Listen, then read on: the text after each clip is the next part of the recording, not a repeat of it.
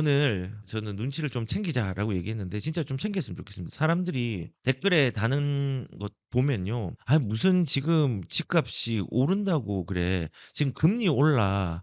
지금 금리 오르는데 뭔 소리 하는 거야. 금리 지금 6% 대까지 갔어. 전세 대출 같은 경우는 지금 1 금융권에서 6% 까지 갔어. 인제 금리 올라가면 또 떨어질 거야." 이런 사람들도 있습니다. 금리가 왜 오를까를 생각해 봐야 됩니다. 금리가 오르는 거는 돈을 많이 풀으면서 기준금리는 그대로 있는데 가상금리에서 올라가는 양상들이 생긴 거잖아요. 국채를 많이 발행하면은 당연히 금리가 올라갈 수밖에 없죠. 오늘도 그런 내용들 설명을 드릴 건데 우리가 그냥 시장에 있는 여러 가지의 단편적인 만약에 장님이 코끼리를 만지는데 코끼리 다리를 만지고 "와 코끼리는 동그래." 그다음에 등에 올라타서 귀를 만져서 "야 납작하고 커."라고만 단편적으로 얘기할 게 아니라 종합적으로 시장의 상황들을 판단하고 진단을 해야 된다 생각을 합니다. 단순하게 언론에서 나오는 얘기들로 이제 "집값은 끝났다."라는 것들도 조심해야 되지만은 집값이 영원히 상승하지도 않습니다. 하지만은 영원히 상승하지 않더라도 우리에게 알아야 될 건요. 가격이 떨어지든 가격이 오르든 보편적으로 좋다 나쁘다의 접근이 아니라 내게 맞는 상황에 맞는 어떤 투자의 전략들이나 시기들을 활용을 해 가지고 언제든지 투자할 수 있어야 됩니다. 그 투자할 수 있다는 건요. 다주택자들은 가만히 있는 것도 적극적인 투자가 될 수 있고요. 무주택자는 반드시 행동을 해야지 적극적인 투자가 될 수 있습니다. 자기에 맞게 하는 게 중요합니다. 시장이 안 좋다 좋다를 비난하는 게 아니라 이 안 좋고 좋음이 나한테 유익이 될 수 있는 틈새가 뭔지를 발견하는 게 더 중요하다고 생각합니다. 그래서 지금은 보편적으로 집이 없는 사람 혹은 뭐 갈아타기를 할 사람들, 하급지인 사람들은 집값의 눈치를 챙겨야지 3년 뒤에 저는 웃을 수 있다고 생각을 합니다. 사람들이 믿지 않으시겠지만은 2026 년도의 시장은요. 전체적으로 상승의 뱃머리를 돌려서 이미 가고 있습니다. 인제 주요 지역들을 말하는 겁니다. 그리고 돌리고 있는 곳도 있습니다. 하급지랑 광역지자체를 말하는 겁니다. 그리고 돌리기 직전에 지역들도 있습니다. 수요가 있으나 일부 급지가 조금 낮아 가지고 움직이지 않은 지역들 물건들이 있는 거죠. 고렇게 인제 구분을 해서 시장을 바라봐야 되는데 아마도 이러한 그 뱃머리를 돌리고 이미 가고 있는데 돌리고 있는데 돌리기 직전인데 이 모든 것들을 구분해서 가격의 터닝 포인트를 맞이할 수 있는 상황들을 잘 보고 우리는 시장에 진입을 해야 됩니다. 지금 시장의 가격의 확산들을 눈치를 채지 못한 사람들은요. 아마도 피해자가 되는 시장이 될 가능성들이 저는 매우 크다고 생각을 합니다. 사실은요. 지금 현재의 시장은 어떠냐면요. 문재인 정부의 시기에 대비해서 집값이 월등하게 많이 올랐습니다. 그러니까는 문재인 시기에 3년 동안에 한 것들을 거의 뭐 7 개월, 8 개월 만에 다 해냈죠. 지금 집값이 올라가는 속도들로 봐서는. 그리고 서울의 아파트값은 작년에 비해서 지금 9% 가까이 뛰었는데 문재인 때도 뭐 초입 때는 한 8% 정도 뛰었는데 그거보다 더 높은 수치로 속도감 있게 가격들이 올라가고 있습니다. 그래서 뭐 엄밀히 따지면은 지금 9%는 아니고 한국 부동산원 기준으로 아파트의 가격이 8.98%가 뛰었습니다. 그리고 이 통계는요. 부동산원 관련 통계를 집계하고 난 다음에 최고 상승률을 기록한 2006 년도 19년 만에 가장 높은 수준입니다. 그 2006 년은 노무현 정부가 있었던 시기이고 그때 2006 년도에는 거의 24% 가까이 올랐었습니다. 그 이후에 가장 급하게 높이 뛰고 있는 양상들을 보여주고 있습니다. 그리고 지금의 시장들이 어떻게 연결되어 있냐? 서울을 보면요. 요게 인제 매매 가격 지수거든요. 서울의 매매 가격 지수는요. 2024 년도부터 올랐다가 내렸다가 올랐다가 쪼끔 주춤했다가 올랐다가 주춤했다가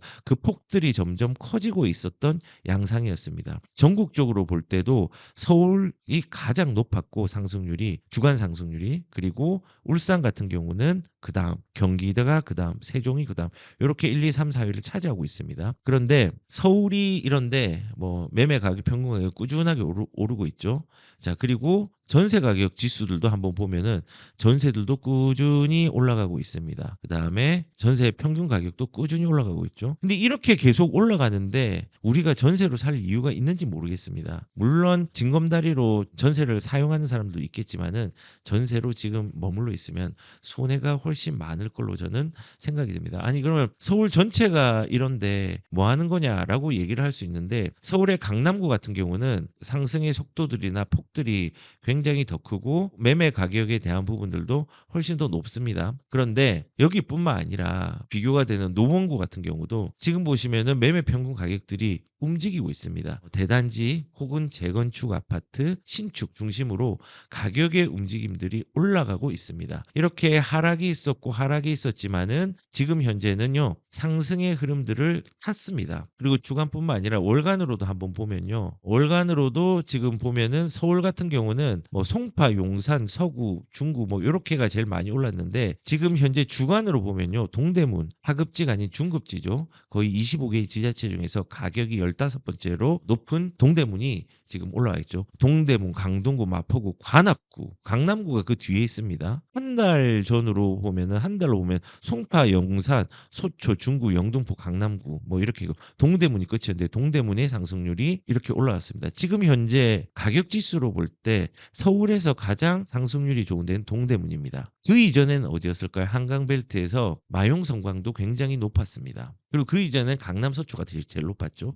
커지고 있는 겁니다. 그래서 저는 개인적으로 지금 가격들이 굉장히 재밌는 게 상급지는 거래량은 거의 없고 조금의 소강 상태에 있는데 신고가는 계속 나옵니다. 그리고 이제는 19억에서 한 15억 사이에 20억 전후에 있는 아파트들의 거래량들이 더 많이 늘었고요. 더 많이 늘면서 가격이 떨어지느냐, 가격이 올라가고 있습니다. 그 다음 패턴은 어디일지 생각해야 됩니다. 그 이하의 아파트들입니다. 그렇다고 뭐 1억대 아파트들이 막 10억대고 이러지는 않을 겁니다. 그렇지만은 가격의 확산과 움직임들은 분명히 있다는 것들을 우리는 알 수가 있습니다. 그리고 지금 문재인 정부의 기록도 깼다라고 했는데요. 우리가 한번 이런 것들을 좀 보면요. 사실은 노무현 정부 때 2014년도에 KB 기준으로 말씀을 드리면은 14%, 그다음에 주택거래 신고가 시행하면서 일시적으로 조금 가격이 둔화가 되었지만 2005년도에는 엄청 강력한 정책이 나왔죠. 831 대책으로 세금 규제 강화를 굉장히 크게 했습니다.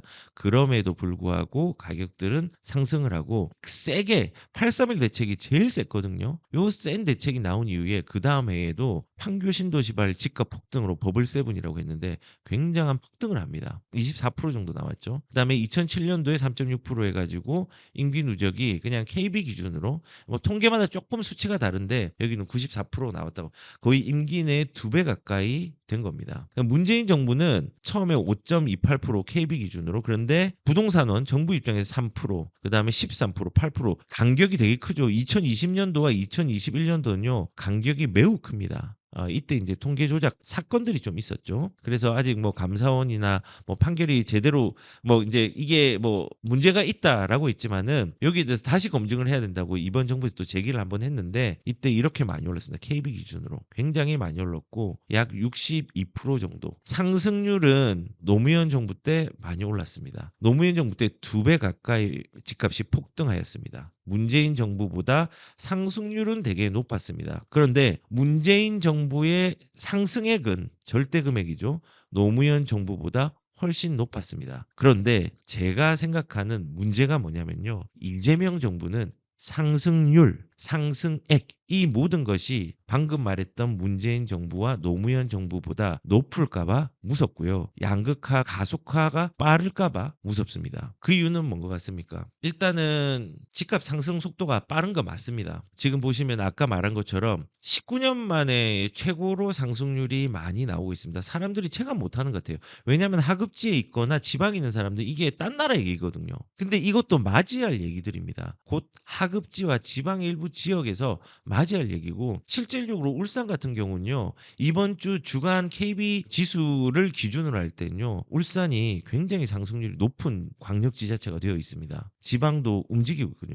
부산도 마찬가지입니다. 지금 부산도 움직이고 있거든요. 표시 안 나겠죠. 왜냐하면 영도에 사는데 송도에 사는데 왜 안 올라? 부산에도 송도가 있습니다. 거기는 안 올랐거든요. 하급지거든요. 사상에 사는데 왜 안 올라? 나는 저기 중구에 사는데 왜 조금밖에 안 올라? 뭐 이렇게 얘기할 수 있습니다. 그 외 지역들에서 서울에서 처음에 수요층이 많은 데가 움직여서 가격이 퍼지는 것처럼 부산도 수요층이 두터운 곳부터 먼저 퍼지고 있습니다. 나중에 보여드릴게요. 그래서 지금 첫 번째는 집값의 상승 속도가 굉장히 빠르다는 겁니다. 거래량은 10월보다 훨씬 적지만은 상승폭들은 가파르게 지금 다시 올라가고 있다. 2006년도 이후에. 그리고 두 번째는 제가 뭐 이재명 정부는 상승률 상승액 모두 무섭고 양극화가 될까 봐 무섭다고 했는데 그 이유가 첫 번째가 상승 속도가 빠르다. 그리고 고가의 아파트의 불씨가 주춤하지만요 꺼지지 않았습니다. 집값을 낮출 이유가 없다. 버텼더니 9.5기 껑충 서울의 신고가 행렬이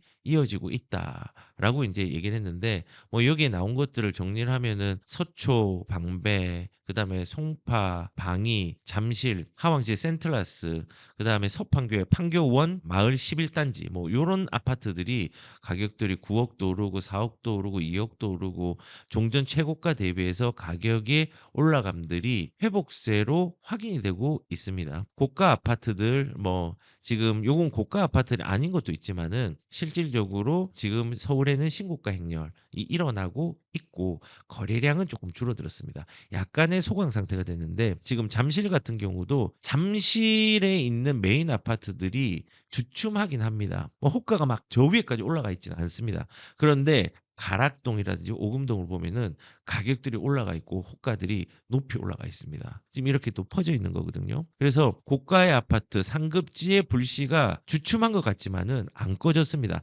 나중에 한번 주춤을 크게 하겠죠. 하지만은 꺼지지 않았다는 겁니다. 그리고 이제 이 고가의 아파트 중에서 서울에 50억 이상의 거래가 1.6배로 급증하고 10건 중 4건 압구정이다. 아니 압구정은 나랑 상관이 없어라고 얘기할 수 있지만은 압구정 같은 경우도 거기가 가격의 파동의 첫 번째 진앙지입니다. 그렇기 때문에 여기가 움직이면요 가만히 있지 않습니다. 그 다음 하단과 하단과 하단들이. 그리고 압구정 같은 경우 지금 50억 거래가 이제 한 250건 정도 됐는데 전체 50억 거래 중에 35% 정도 36% 가까이를 차지한 건데 요게 전년 대비해서 거래량이 증가한 증가율 자체가 60% 정도가 증가한 겁니다. 그리고 두 번째가 반포입니다. 반포. 반포의 원베일리, 반포자이, 레미안 퍼스티지, 아리팍 위주로 이제 50억 이상의 거래들이 일어났습니다. 그리고 아니 지금 원래 반포가 인기가 좀 좋습니다. 압구정은 사실 주차하기 되게 힘들어요. 한 오후 3시, 4시 되면요. 압구정 현대아파트 그 주변 한양아파트나 주변이나 주차할 데가 없습니다. 굉장히 빡빡합니다. 그러니까는 사람들이 실거주로 선호한 데는 반포입니다. 인프라가 완벽하게 갖춰져 있으니까. 그리고 앞으로 이런 흐름들은 계속 바뀔 거예요. 지금 현재 사람들이 조금 신축 중에 제일 선호하는 아파트가 원베일입니다. 뭐 그전에부터 얘기하면요. 70년대, 80년대까지 얘기하지 않겠습니다. 그냥 레미안 퍼스티지랑 반포자 요게 이제 반포에서 1등이었어요. 근데 요게 아리팍한테 넘겨줬죠. 대장을. 그리고 이제 원베일리한테 넘겨졌습니다. 그리고 이제 2027년도가 되면은 전국 신축 1위가 된 아파트가 반포 DH 클래스트라는 아파트입니다. 반포 1, 2, 4주구를 개발한 정비 사업을 재건축을 한 아파트죠. 2027년도에 나옵니다. 그게 이제 압도적 1위가 될 겁니다. 그리고 조금 지나면은 이제 3주구에서도 나오고 그리고 조금 지나면은 용산의 한강맨션도 이제 막바지로 가고 있잖아요. 조금 그건 시간이 걸리겠지만은 그게 이제 활성화되면서 그것도 굉장히 고가의 아파트가 될 겁니다. 그리고 이제는 판도라의 상자가 언제 열릴지 모르지만은 향후에